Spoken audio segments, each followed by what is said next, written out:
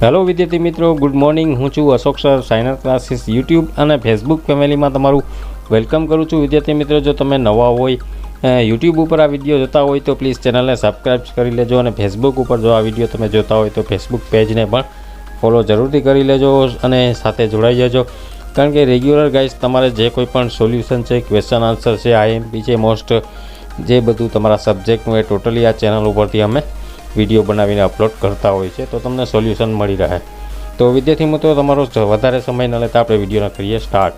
તો my dear students, તમે ધોરણ 8માં અભ્યાસ કરો છો અને તમારે સેકન્ડ લેંગ્વેજમાં જે ઇંગ્લિશ આવે છે, ગુજરાતી મીડિયમવાળા માટે આ વિડીયોઝ છે. જે તમારે ઇંગ્લિશ ધોરણ 8માં પહેલું જ યુનિટ છે, ક્વેશ્ચન ફોર ક્વેશ્ચન, બરાબર, મીન્સ ક્યુ ફોર ક્વેશ્ચન, એટલે કે પ્રશ્ન માટેનો ક્યુ, એવું આનું આપણે ટ્રાન્સલેશન કરીએ તો થાય, બરાબર. તો આપણે આગળ જોઈએ છે. તો સૌથી પહેલાં સ્વામાં તમારે નીચે આપેલા પ્રશ્નોના ઉત્તર આપો, બરાબર. શું છે તો કે હુ is the host of the contest, તો આન્સર બનશે ને English teacher mister Parmar is the host of contest. આગળ જોઈએ. એવી જ રીતે આ સ્ટેપ બાય સ્ટેપ બધા ક્વેશ્ચનના આન્સર બનતા રહેશે. સેકન્ડ જોઈએ તો the name of Vikas school is Smith Vidyalaya. Third number જોઈએ તો mister bright laptop of Mr. Parmar is the scorer. He keep the scorer of the contestant. એવી જ રીતે ફોર્થ નંબરનો જોઈએ તો the name of the contest is smart student of the school contest.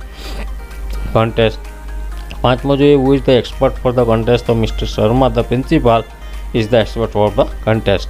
How many contestant are there, તો there are 9 contestant, બરાબર. સ્પર્ધકો કેટલા હતા તો કે ટોટલ 9 છે, બરાબર. આગળ જોઈએ તમારે એમસીક્યુઝ. તો એમસીક્યુમાં હુ વેલકમ્સ એવરીવન, તો એમાં ઓપ્શન બી જવાબ આવે છે, વિકાસ, બરાબર. એવી જ રીતે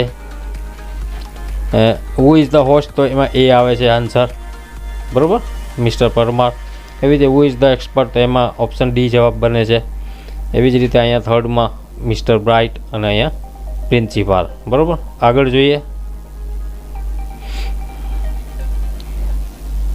તો પેજ નંબર 6 ઉપર આપણે મૂવ થાય છે એન્યુઅલ મીન્સ, તો એમાં ઓપ્શન ગાઈઝ જવાબ બને છે સી, બરાબર, યરલી. પછી which word paragraph means anchor, બરાબર, તો એન્કર એટલે એન્કર મીન્સ હોસ્ટ, જવાબ બને છે હોસ્ટ. અને 8માનો ઓપ્શન બને છે બી, કન્ટેસ્ટન્ટ. એવી જ રીતે આગળ પ્રશ્નનો જવાબ what is the first round, તો the first round is the fast finger first round, બરાબર.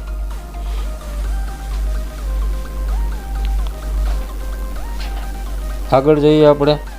તો બીજા નંબરના ક્વેશ્ચનમાં the contestant will get maximum 7 second to answer the question. પછી એમસીક્યુ ઉપર આગળ વધીએ તો ઓપ્શન સી જવાબ આવે છે, ફાસ્ટર ફિંગર ફાસ્ટ, બરાબર.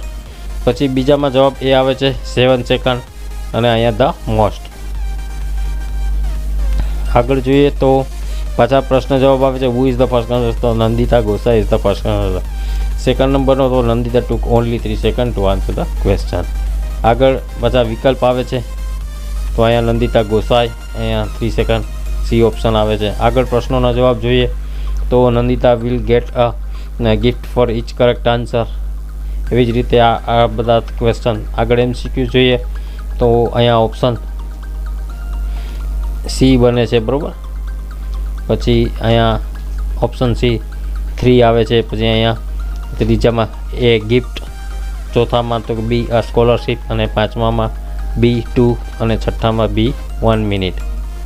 આગળ વધીએ તો અહીંયા whose help does Nandita take, તો Nandita takes her help of her aunty. Which helpline does Nandita use, તો આ પ્રમાણે ગાઈસ આન્સર બનશે, બરાબર. તમે જોઈ શકો છો સ્ક્રીન ઉપર. વિદ્યાર્થી મિત્રો, તમે ટેલિગ્રામ પણ જોઈન કરી લેજો, ત્યાં તો સોલ્યુશન અને પ્રેક્ટિસ ટેસ્ટ અને બધું અપલોડ થતું હોય છે મટીરિયલ.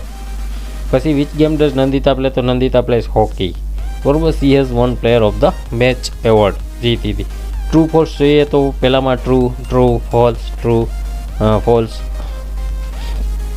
બરાબર. તો આ રીતે જોઈએ આપણે.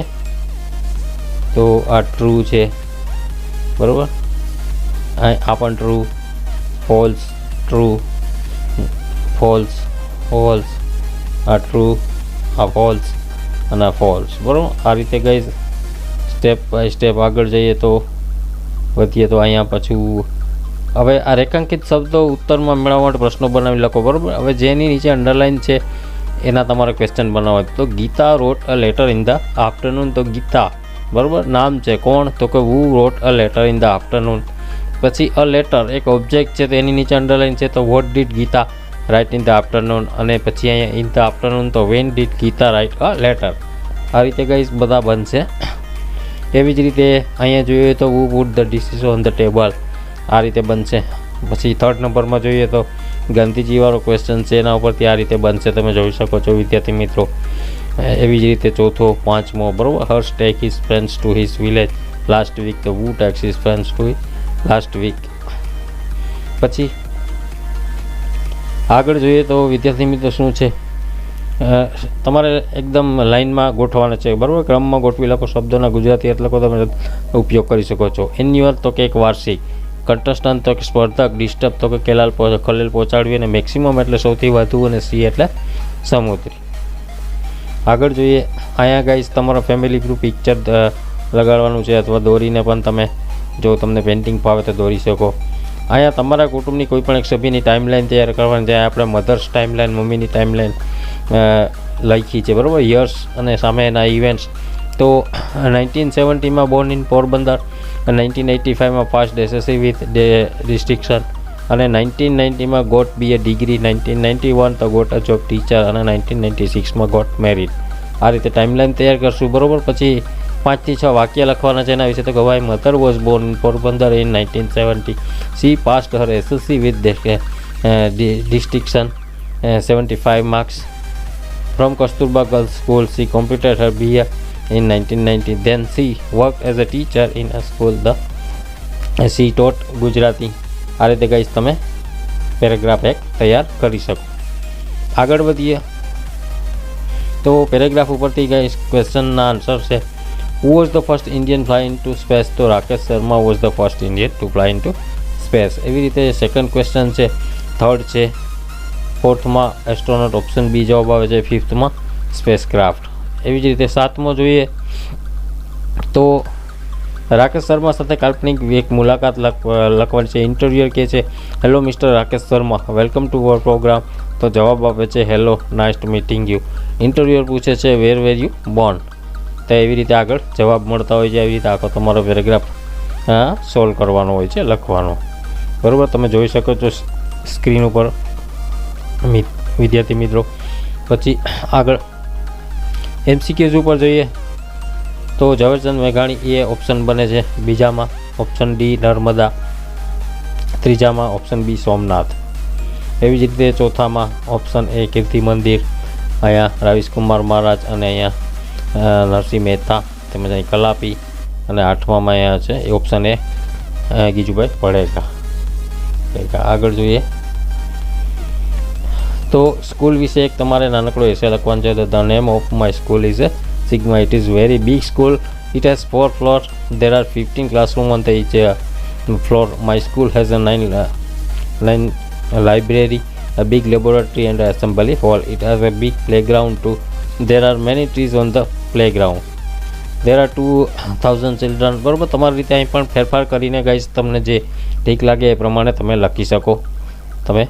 તો આ રીતે સરસ મજાનું આખું સોલ્યુશન આ વિડીયોમાં જોયું. વિદ્યાર્થી મિત્રો, આ તમને વિડીયો ગમ્યો હોય તો પ્લીઝ વિડીયોની નીચે કોમેન્ટ કરીને જણાવજો. આગળના નેક્સ્ટ બીજા જે સોલ્યુશન છે, બીજા, ત્રીજા, ચોથા પાર્ટના, કમ્પ્લીટ ગ્રામરના કોઈ પણ પાર્ટ ન સમજાતો હોય તો એનું પણ ટ્રાન્સલેશન સોલ્યુશનના વિડીયોઝ લઈને હું તમારી સમક્ષ આવતો રહીશ. તો વિડીયોને લાઇક જરૂરથી કરી દેજો. વિડીયોમાં એક કોમેન્ટ કરી દેજો સરસ મજાની, જેથી આપણે આગળના વિડીયો બનાવવામાં અમને પ્રોત્સાહન મળે.